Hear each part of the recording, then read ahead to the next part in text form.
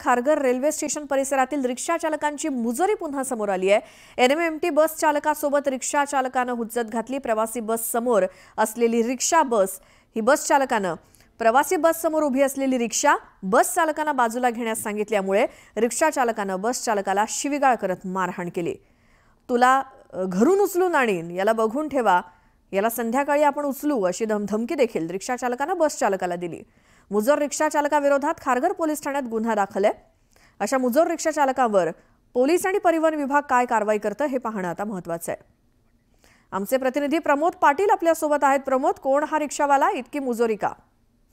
नक्कीच आपण बघत असाल अनेक वेळेला अशा प्रकारच्या ज्या घटना आहेत समोर येताना दिसत आहेत। रिक्षावाल्यांना फक्त आम्हीच रस्त्यावर आहोत की काय, आणखी कुठले वाहन चालूच नाही, अशा प्रकारची त्यांची नेहमीच भावना असते। आणि अशा परिस्थितीमध्येच जर एखादी रिक्षा किंवा एखादी गाडी बस जर समोर आली तर त्याला दादागिरी करणे, रिक्षामध्ये बसून न देणे किंवा अनेक वेळेला भाडे आकारण्यावरूनही अनेक प्रवाशांमध्ये या प्रकारच्या घटना घडतात।